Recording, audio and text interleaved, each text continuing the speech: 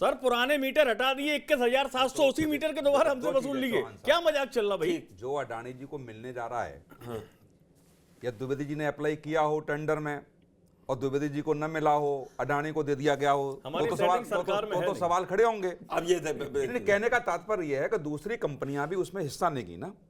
और हाँ, तो तय है, आप तय नहीं है। मैं सुन लीजिए ना, तमाम बड़े केस में आपको सुना दूं, कंपनियां ही कंपनियों के खिलाफ जाती हैं। या टेंडर प्रक्रिया में थोड़ी सा भी 19-20 हुआ हो तो कम से कम 20 मुकदमे में ऐसे दिखा दूं जो कोर्ट में चल रहे हैं, जो बड़ी कंपनियां बड़े कंपनियों के खिलाफ जाती हैं।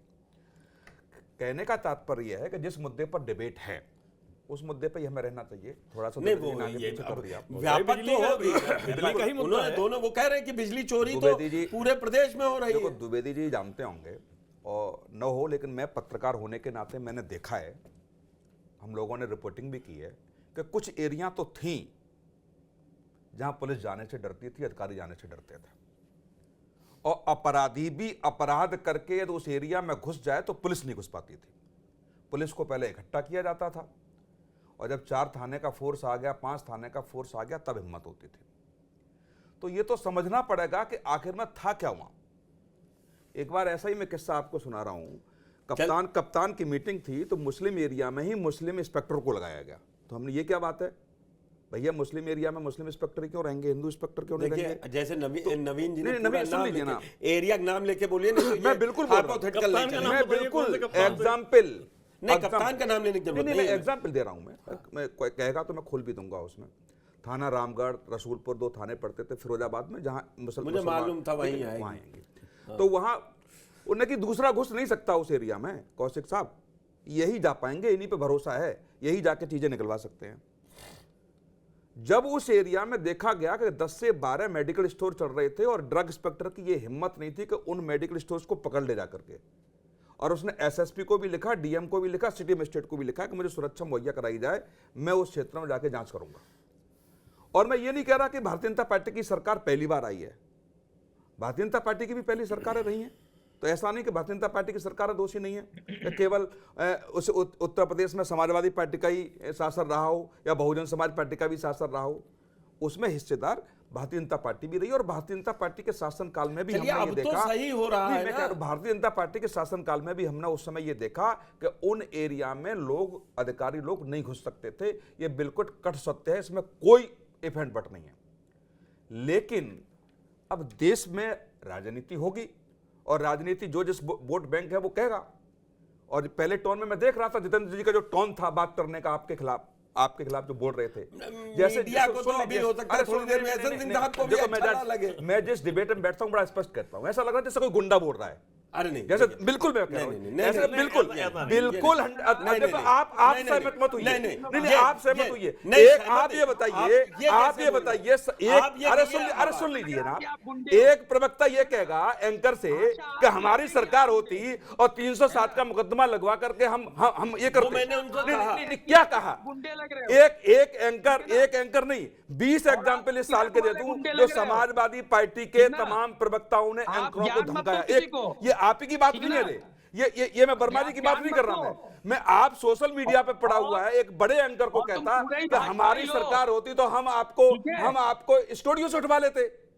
ये बड़े एंकर, ये बड़े प्रवक्ता ने कहा। तो जो भाषा इनकी भाषा होती है, निश्चित तौर से मुझे लगता है, सुन लीजिए ना, अरे सुन लीजिए, देखो वर्मा जी, मैंने आपको सुना ना, निश्चित तौर से आपकी भाषा को अखिलेश यादव जी सुनने होंगे तो वो भी शर्माएंगे, वो भी आपको डांटेंगे आपकी भाषा को लेकर के एंकर के साथ कैसे व्यवहार किया जाता है। नहीं, ठीक, अखिलेश यादव जी को भी शर्म आएगी आपकी भाषा पे कि एक एंकर के साथ आप कैसे कह रहे हैं कि 307 का मुकदमा लगा के हम आपको जेल भेज देंगे।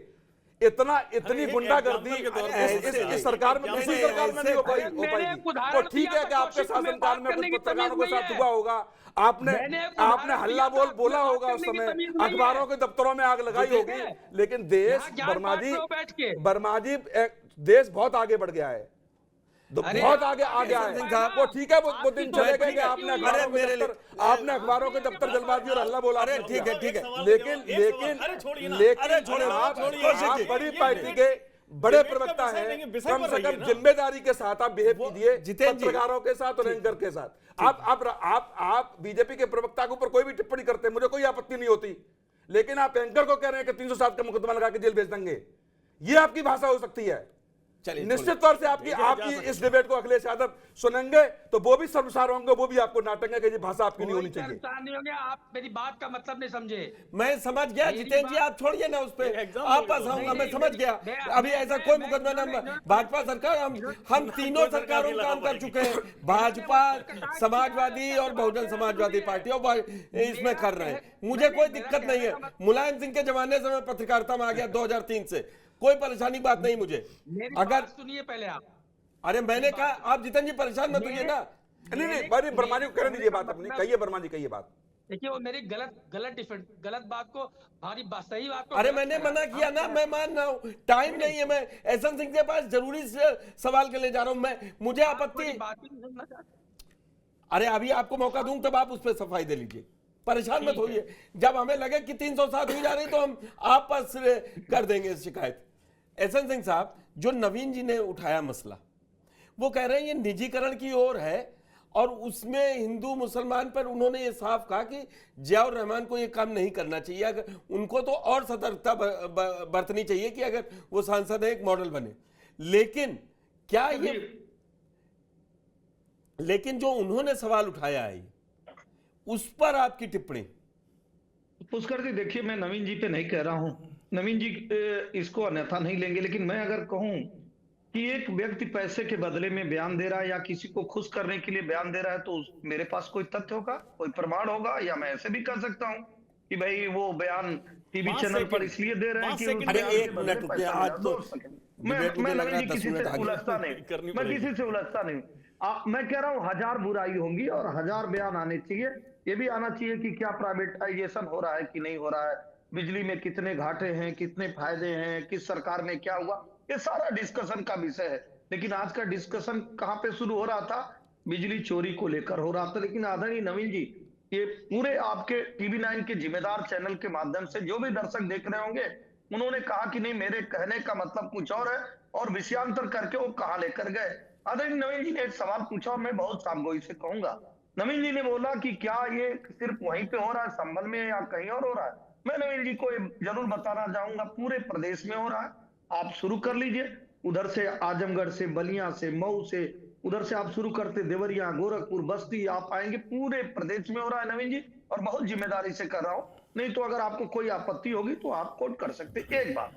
दूसरी बात, आप देखे होंगे कि सरकार का क्या प्रयास होता है, हालांकि इसकी चर्चा आज नहीं होती है, किसी को इस बात का छूट नहीं है कि उस सांसद क्या नहीं हुआ तो मैं करूंगा, या एक चोर पकड़ा जाए तो कहे कि नहीं आपको तो अच्छे से सामान रखना चाहिए, आप घर में क्यों तो ना रखे थे भैया, बैंक में तो लाकर इसीलिए खुला है जैसे नवीन जी कह रहे थे, वहां रखना चाहिए, आपको ताले में बंद रखना चाहिए, आप सड़कों पे क्यों छोड़ दिए, आप हाथ में क्यों मोबाइल लेकर चलते हैं, आप जानते हैं कि कोई लूट लेगा, ये कोई तर्क नहीं हुआ। तीसरी बात नहीं कहूँ नवीन जी, देखिए सरकार का जो प्रयास था, वरिष्ठतम प्रयास आप देखे होंगे, अधिकतम घंटे बिजली देना, बिजली की चोरी कम हो सके, इसके लिए सरकार ने पहले क्या किया, जो ओपन तार था नवीन जी, उसको वो कवर्ड तार में ले आने का कार्य किया, जिसके नाते बहुत सारे जगह बिजली की चोरी रुकी हुई है।